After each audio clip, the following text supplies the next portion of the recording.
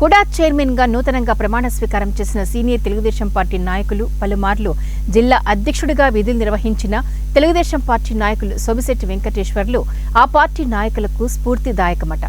ఎంతో క్రమశిక్షణ కలిగిన నాయకుడు కూడా సోమిశెట్టి అట.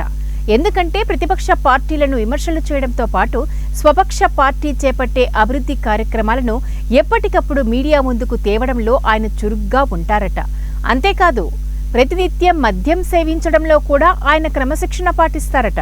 ప్రతినిత్యం ఎన్ని పనులు ఉన్నా ముఖ్యమంత్రి చంద్రబాబు వచ్చినా కూడా తన సమయాన్ని తప్పరట. రాత్రి 8:30 అయితే పెగ్గు పడాల్సిందేనట. మద్యం సేవించడంలో కూడా తన మోతాదును మించరట. ఇది తెలుగుదేశం పార్టీ నాయకులకు స్ఫూర్తిదాయకమట. ఈ విషయాలను కూడా చైర్మన్ గా సోమిశెట్టి ప్రమాణ స్వీకార సభలో స్వయంగా ఎమ్మెల్సీ బీటీ నాయుడు సభాముఖంగా తెలియజేశారు.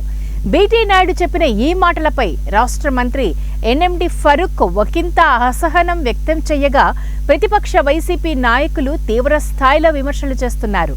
మందు సేవించడం కూడా తెలుగుదేశం పార్టీ నాయకులకు స్ఫూర్తిదాయకము, క్రమశిక్షణ అంటూ విమర్శలు చేస్తున్నారు. నేను తాగేదాని గురించి చెప్తాడు అనుకోద్దండి. దాంట్లో కూడా క్రమశిక్షణ చూశాను. నేను దాదాపు ఈ సుదీర్ఘంగా 40 ఏళ్ళ రాజకీయ జీవితంలో నేను కూడా చాలామంది దగ్గర కూర్చోవడం ఇవన్నీ చూశాను. కానీ సోమిశెట్టిలో గుణం ఏంటంటే ఖచ్చితంగా 8:30 అయితే ఆ సిట్టింగ్ కూర్చుంటాం అందరూ. కేవలం అర్ధగంట అది కూడా ఇంతే. ఇంత పెద్ద బాటలు పెట్టిన కూడా ముట్టుకోడు, ఇంతే. అంటే నేను 40 ఏళ్ళు 1,00,000 మందితో కూర్చుంటాను ఇప్పటి వరకు. ఈ అర్ధగంట టైము ఇంతే. ఆ తీర్థం చేసుకోవడం నేను ఎక్కడ చూడలేదు. అంటే క్రమశిక్షణ చెప్తున్నాను. మరి ఈ 3 పాయింట్లు ఆయనకి స్థాయికి రావడానికి కారణమైంది. సహజంగా మరి ఒక్కోసారి సీఎం గారు వస్తారు, ఆయన కూడా తగ్గేదేం లేదు. టైం 8:30నే, ఇంతే.